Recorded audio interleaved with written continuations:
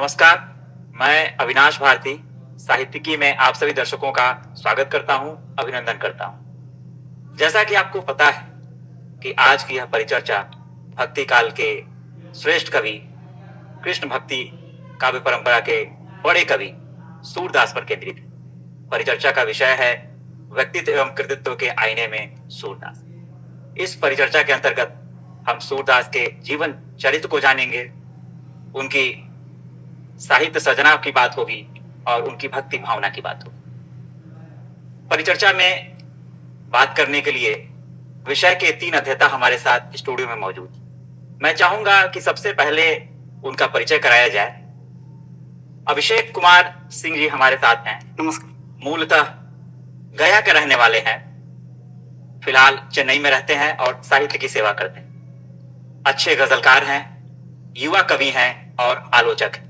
इनकी एक बहुत चर्चित किताब आई है विथियों के बीच, जिन्हें कई पुरस्कारों से भी सम्मानित किया जा चुका है।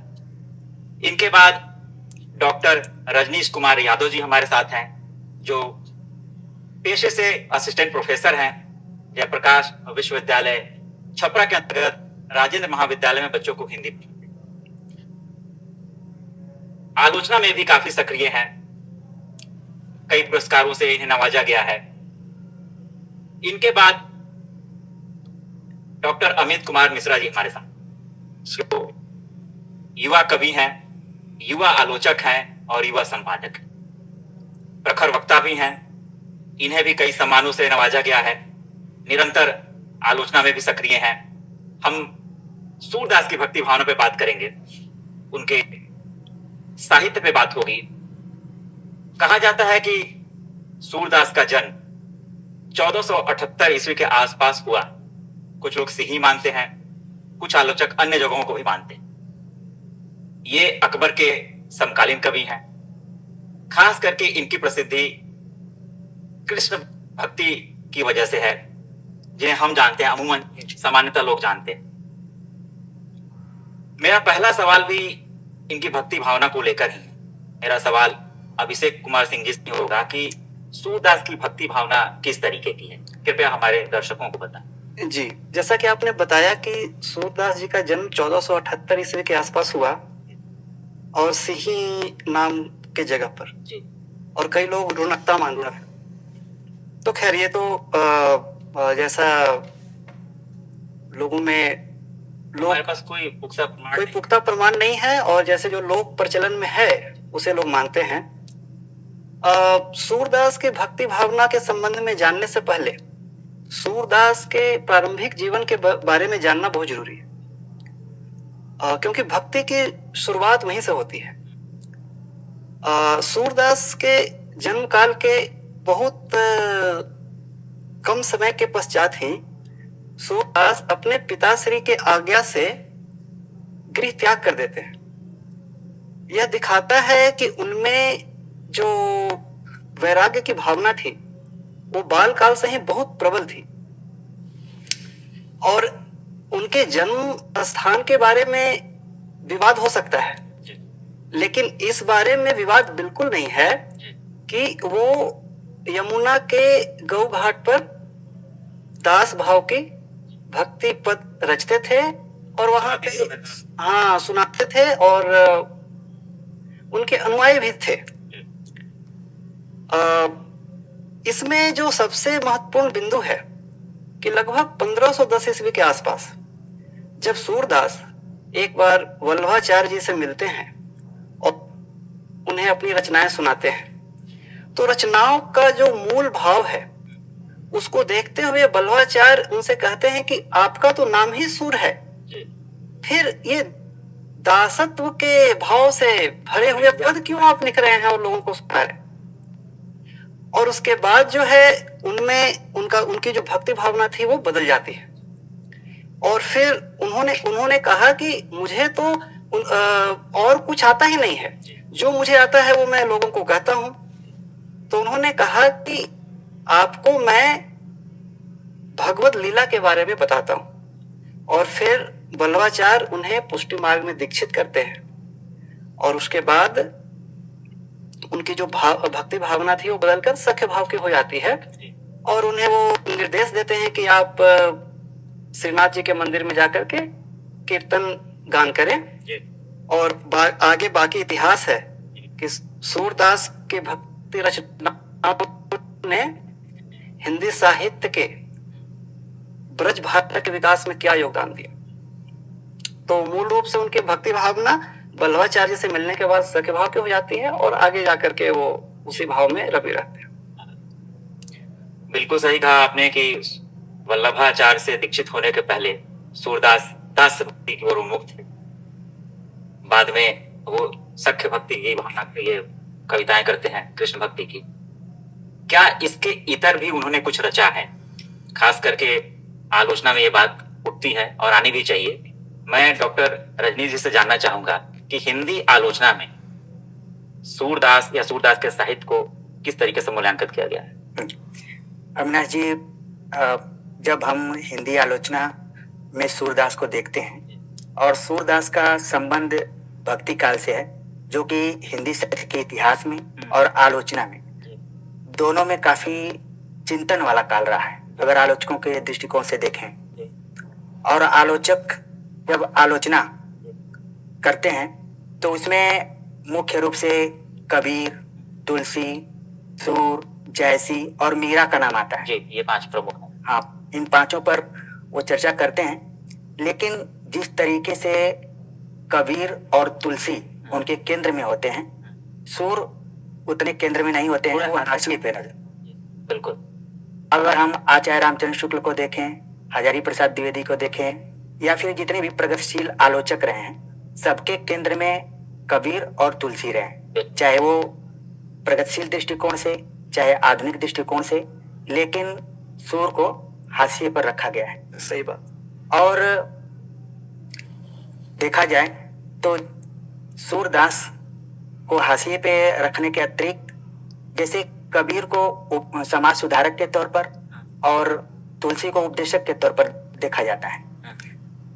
अब जरूरी ये है कि सूरदास की जो भी रचनाएं हैं, क्या वो अपने समय और समाज और परिस्थितियों से नहीं जुड़ती थी?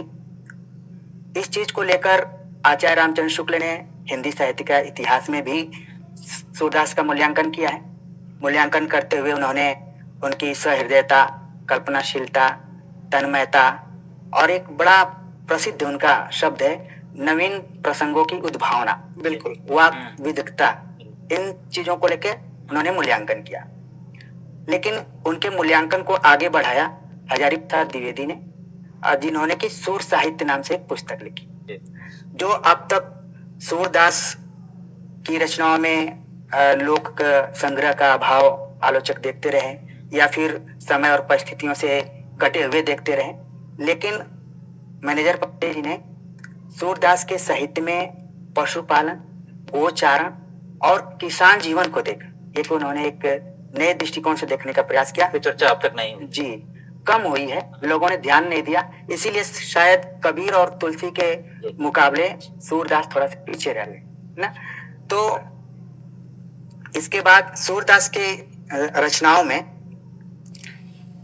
किसान जीवन जो रहा है उसको लेकर उन्होंने काफी लिखा है। खास तौर से आप देखेंगे कि जो भी मथुरा का इलाका है या फिर वृंदावन का इलाका है, वैसे भी हम देखें साहित्य में तो सिंघल द्वीप को ध्यान में रखते हुए जायसी ने लिखा, कल्पना करते हुए। रामचरितमानस तुलसीदास ने लिखा, उनको भी राम राज्य का जो भी टोपिया कल्पना करते हुए। लेकिन सूरदास ने वृंदावन को ही केंद्र में रखा। तो एक तरीके से आने वाले समय में तो उन्होंने सूरदास लिखा उसे, सूरदास की रचनाओं को विमर्शों के साथ जोड़कर देखने की जरूरत है। बिल्कुल बिल्कुल, सूरदास के साहित्य को विमर्शों से जोड़कर देखने की जरूरत है। हमने सुना अभी कि उनकी रचनाओं में किसानों की समस्या भी है, समकालीन विषमताएं भी हैं। इनके बाद अमित मिश्रा जी से मेरा सवाल होगा, भक्ति काल में 2 तरह की काव्य धाराएं देखने को मिलती है, पहला सगुण और दूसरा निर्गुण। सूरदास ने इस संदर्भ में अपने विचार प्रस्तुत किए हैं कि दोनों सगुण या निर्गुण में ज्यादा बेहतर कौन है। तो उसमें मैं जानना चाहूँ तो उनके विचार जो आप तार्किक रूप से यहाँ रखना चाहें, जो प्रमाणिक हो, हमारे दर्शकों को बीच कर दें। अविनाश भाई, भक्ति काल जो है तो संपूर्ण भक्ति काल को आप देखेंगे तो सामाजिक और सांस्कृतिक रूप से इतना उत्कृष्ट रहा है यह काल, इसको पूरे हिंदी साहित्य का स्वर्ण युग कहा गया। कहा ही नहीं। इस काल में जो भी भक्ति, ये तो मानते हैं कि प्रधानता भक्ति की है यहाँ, लेकिन इस भक्ति को पाने का रास्ता दो लोगों ने बनाया, एक सगुण और दूसरा निर्गुण। अब निर्गुण वालों का मत था कि निर्गुण निराकार जो ब्रह्म है उनकी उपासना करना है, जिसकी पद्धति योग साधना, ज्ञान साधना आदि के बदौलत चलती है, जिसको हम कबीर में देखते हैं। और जायसी में तो वहाँ प्रेम की भी प्रधानता है, ज्ञान के साथ साथ प्रेम को भी उन्होंने काफी महत्व दिया है। वहीं जब हम सगुण भक्ति की ओर आते हैं, जिसमें सूरदास और तुलसीदास, वैसे तो अनेकों कवि हुए हैं, लेकिन जो प्रधानता में हम देखें तो सूर और तुलसी को रखकर जब हम बात करते हैं तो यहाँ इन दोनों की यह मान्यता रही है, दोनों लोग को आप सामने रखकर देखें तो, कि जो निर्गुण भक्ति है वो बड़ा दुरूह है। सामान्य जन के लिए निर्गुण भक्ति के पथ पर चलना ये बड़ा मुश्किल होता है। पहले तो ज्ञान से आप ईश्वर के तत्व को जानिए, उसके बाद उस मार्ग पर चलने का और जो कठिनाइयां है उसका। दूसरी तरफ अगर हम सगुण को देखें तो सगुण में भी वैष्णव भक्ति को लेकर जो शाखाएं चली तो उसमें राम और कृष्ण को आलंबन मानकर भक्ति की गई है। तो यहाँ आपने जो सगुण और निर्गुण की श्रेष्ठता की बात की, तो ये हर कवि की अपनी अपनी दृष्टि रही है। अगर हम तुलसीदास को, थोड़ा सा विषयांतर होगा लेकिन एक सेकंड के लिए अगर थोड़ा उधर जाकर देखें तो तुलसीदास ने रामचरितमानस के उत्तरकांड में, अधिकांश उत्तरकांड का भाग देखें तो उसमें यही सगुण और निर्गुण पर बातें हुई हैं। वहां पर जब कागभुसुंडी और गरुड़ जी के द्वारा यहाँ चर्चाएं की गई तो आप देखेंगे बड़ी कठिनाइयों का वर्णन किया गया है कि किस तरह से योग और ज्ञान के रास्ते पर चलना और उन चीजों को ग्रहण करना बड़ा दुष्कर होता है, जिसको सामान्य व्यक्ति नहीं कर सकता है। वहीं अगर ईश्वर की लीला को जानकर वो अपने आप को ईश्वर को समर्पित कर दे तो निष्काम भाव से ईश्वर उसे स्वीकार कर लेते हैं। अब हम सूरदास की ओर आते हैं तो सूर सागर में उन्होंने जिसको भ्रमर गीत के तौर पर अलग करके उन दो पदों को जो रखा गया, तो उसमें आप देखेंगे कि सगुण और निर्गुण पर बड़ा सुंदर सूरदास ने चर्चाएं की है और उसमें श्रेष्ठता दिखलाई है सगुण भक्ति और उसमें भी कृष्ण भक्ति की, क्योंकि वो कृष्ण के अनन्य भक्त थे। और ये प्रसंग ऐसे जुड़ता है कि जब मथुरा में कृष्ण रहने लगे, वहां कंस के वध के बाद जब वहां शासक उनको बनाया गया, तो इधर गोपिकाएं तो विरह व्यथा में जल रही थी, उनको याद करके कृष्ण मथुरा में थे। विरह कृष्ण की ओर भी दिखलाया गया है, लेकिन कृष्ण का विरह कम दिखता है और सूरदास ने गोपिकाओं का विरह अधिक दिखलाया है। तो उद्धव जो इनके कृष्ण के मित्र भी थे और मंत्री भी थे, उनको बड़ा अभिमान था अपने योग साधना पर, ज्ञान बल पर। तो एक तरफ तो कृष्ण को इनका अभिमान कम करना था, दूसरी ओर गोपिकाओं तक संदेश भेजना था। तो उन्होंने उद्धव से कहा कि आप जाइए और आप तो निपुण है, योग ज्ञान सब चीजों जानते हैं, मर्मज्ञ है, तो आप जाकर निर्गुण ब्रह्म का उपदेश उन गोपिकाओं को दीजिए जो मेरे विरह में चलने के बजाय उस निर्गुण ब्रह्म की उपासना करे, ईश्वर तत्व की उपासना करें। तो उद्धव जी जब वहां जाते हैं तो इसको अगर थोड़ा सा मतलब आप लोग प्रोफेसर वाले सबसे हटकर कहें तो उद्धव जी की वहां धुलाई की जाती है। जैसे गोपिकाओं की भाषा में आप देखेंगे तो है तो मतलब उनके स्तर पर, लेकिन वहां देखिएगा कि उनकी एक तरह से जो धुलाई, इसलिए मैंने कहा कि वो जाकर अपने योग और साधना के जितने भी पक्ष वहां रखते हैं उन सबों को गोपिकाएं काटती जाती है। गोपिकाएं बड़े तर्कपूर्ण शब्दों में कहती है कि अगर निर्गुण ब्रह्म इतना ही अच्छा है, उसका इतना ही वैभव है, तो तुमने अपने मथुरा में निर्गुण को क्यों नहीं बुला लिया? तुम तो उसके जानने वाले हो, मुझे मेरे कृष्ण को लौटा देते। तो कृष्ण को तो मथुरा में ले जाकर बैठा लिए हो, वह कृष्ण। और एक बड़ा चर्चित तो उनका पद का जो रहा कि आयो बड़े घोष व्यापारी लाद ज्ञान योग की गठरी। तो ये ज्ञान और योग की गठरी लाद कर चले आए हो मेरे कृष्ण को लेकर, और बदले में जो देना चाहते हो बड़ी कड़वी चीजें है, ये मुझे नहीं चाहिए। और साथ में यह भी कहती है कि मेरे जो कृष्ण है जिसको मैं ईश्वर मानती हूँ, तो उसको तो तुम पूछो तो मैं बतला सकती हूँ कि उसका वर्ण कैसा है, वह किसके घर में जन्म लिया है, किससे प्रेम करता है, उसको मैं गले लगा सकती हूँ। तुम्हारा जो ये निर्गुण है तो तुम बतलाओ कि तुम अपने निर्गुण का, उसका घर कहाँ है, वह किसका पुत्र है, उसके माता पिता कौन है, किसने उसको जन्म दिया है। तो बहुत तरह के जो एक लंबा विषय हो जाएगा अगर पदों के साथ उधर जाए तो वही है कि वहां पर स्थापित सूरदास ने किया कि ज्ञान और योग जैसा दुष्कर कार्य है उसके बनिस्पत कृष्ण का जो प्रेम है, कृष्ण की भक्ति जो है वह बड़ा सहज है। कृष्ण से स्नेह लगाना है, साख्य भाव से उसकी भक्ति करनी है, और यहाँ ईश्वर को प्राप्त करने के लिए और कुछ करने की आवश्यकता नहीं है। ये सगुन की श्रेष्ठता हुआ। बहुत ही बेबाकी से अपनी बातों को रखा है अमित जी ने। ये खैर विवाद हो सकता है कि निर्गुण बेहतर है या सगुण बेहतर है, लेकिन जो इनके साहित्य के माध्यम से जो निकल के सामने आता है उसी आधार पर अमित जी ने अपनी बातों को रखा है।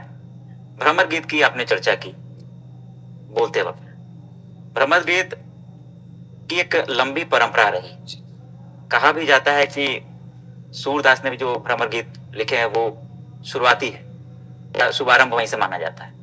तो मैं हिंदी साहित्य में तो मैं अभिषेक जी से ही जानना चाहूंगा कि भ्रमर गीत काव्य परंपरा में सूरदास का क्या स्थान है? जी, बहुत अच्छा सवाल है।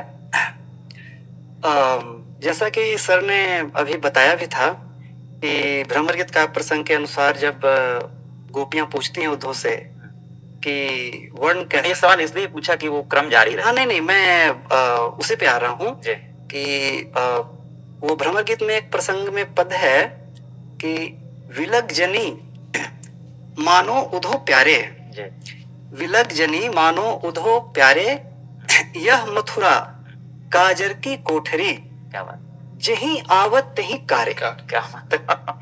विलग जनी मानो उधो प्यारे, यह मथुरा काजर की कोठरी, जहीं आवत तहीं कारे, तुम कारे सुफलक सुतकारे, कारे मधु भंवारे। तो इस पद में ही इतनी सारी चीजें हैं जिसको देखकर यह अंदाजा लगाया जा सकता है कि सूरदास जो भ्रमर गीत की रचना किए वो उस तरह का काव्य बाद में क्यों नहीं लिखा जा सका। और आलोचक तो यहां तक कहते हैं कि अगर सूरदास के सारे रचना कर्म को हटा दिया जाए और केवल भ्रमर गीत को रखा जाए फिर भी हिंदी साहित्य में उनका नाम अमर रहेगा। तो ऐसे ही एक और पद हम देखते हैं कि निर्गुण भक्ति की बात हुई थी कि उद्धव जब जाते हैं तो निर्गुण भक्ति के बारे में गोपियों से बात करते हैं तो वो कहती हैं कि निर्गुण कौन देश को वासी,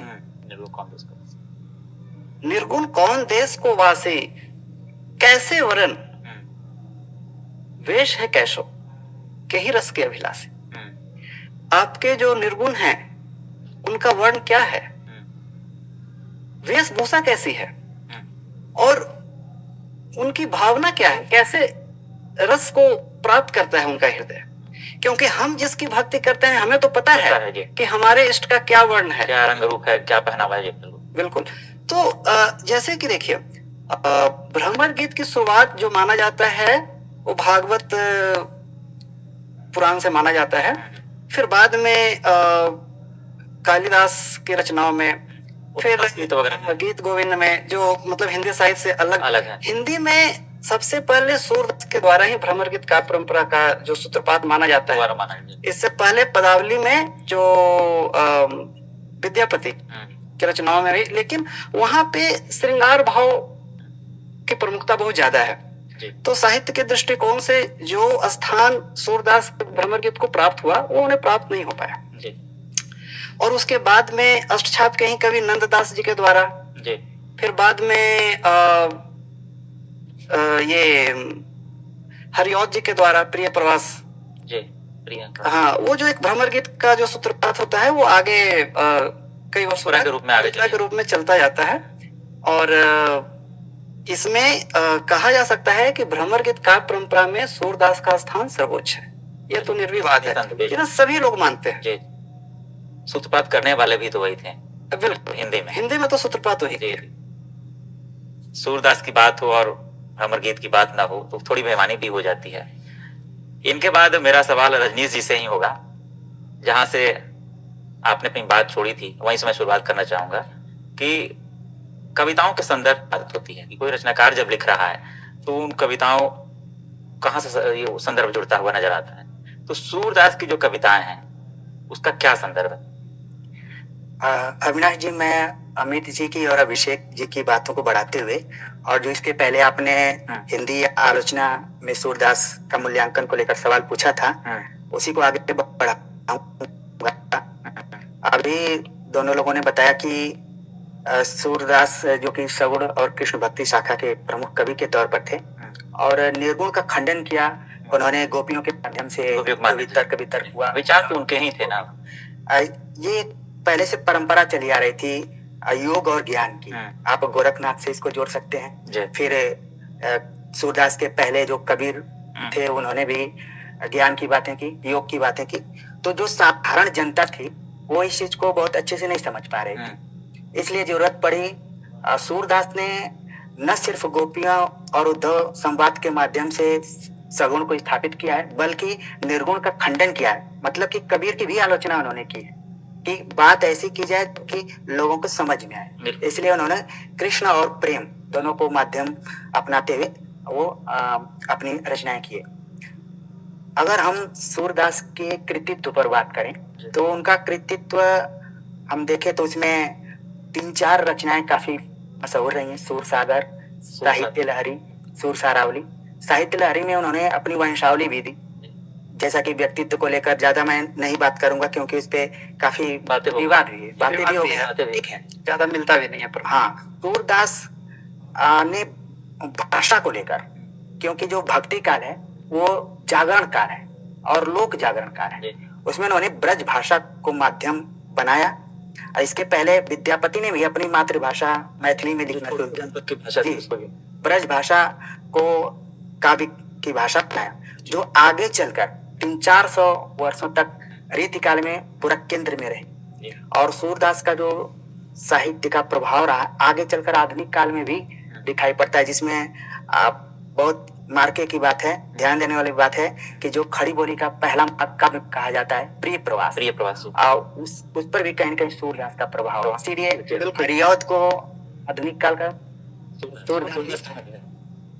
तो जहां तक हम देखें कविताओं का जो संदर्भ होता है, कवि अपने पूर्ववर्ती परिस्थितियों और प्रवृत्तियों से लेता है और बाद में उसका असर आगे के कवियों पर भी पड़ता है।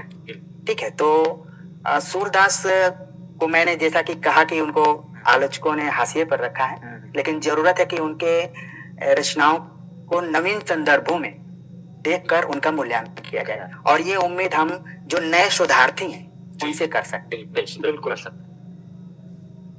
बहुत बहुत धन्यवाद रजनीश जी। एक छोटा सा सवाल होगा कम समय में। सूरदास को पुष्टि मार्ग का जहाज कहा गया है, तो पुष्टि मार्ग में सूरदास को किस रूप में देखा गया है? देखिए अविनाश जी, आपने पहले ही कहा ये छोटा सा सवाल होगा और कम समय में, तो इसलिए मैं संक्षेप में ये बतला दूं कि पुष्टि मार्ग जो है वल्लभाचार्य ने जब वल्लभाचार्य इसकी स्थापना जब पुष्टि मार्ग की करते हैं तो इसका वैसे कई सारे शाब्दिक अर्थ होते हैं, लेकिन मूल अर्थ जो यहाँ ग्रहण किया जाता है वह अनुग्रह को लेकर है कि जिनकी उनका अनुग्रह हमको कृष्ण का अनुग्रह प्राप्त करना है, मतलब अपने आप में उनको, ये तो सर लोगों ने भी जिक्र किया कि सख्य भाव से इनकी भक्ति चलती है। तो वहां पर सूरदास के आप जितने भी पदों को देखें तो उसमें आप देखिएगा कि कहीं कुछ मांगा नहीं गया है। यहाँ जो कवि हैं वो कुछ मांगने में विश्वास नहीं रखते हैं। उनका है कि मैं नेह लगाऊं, प्रेम करूं और जो कुछ भी मिलना होगा वो ईश्वर की अनुकंपा से मुझे स्वयं ही मिल जाएगी। और रचनाकारों को आप देखिए तो कृपा मांगते हैं, प्रेम मांगते हैं, भक्ति मांगते हैं, लेकिन आप सूरदास में देखिएगा तो इन्होंने मांगा कुछ नहीं है, ईश्वर से इनकी अपेक्षाएं कुछ नहीं है, बस अपना समर्पण है, अपने समर्पण से भक्ति करनी है और बाकी उनकी अनुकंपा होगी तो वह स्वयं मुझे जो आवश्यकता है वो मुझे प्राप्त हो जाए। तो अनुग्रह को लेकर ज्यादातर पुष्टि मार्ग में जाने वाला। बहुत बहुत शुक्रिया। इस परिचर्चा को सफल एवं सार्थक बनाने के लिए जो स्टूडियो में विषय के अध्येता मौजूद हैं, मैं पुनः उनके प्रति आभार व्यक्त करता हूं।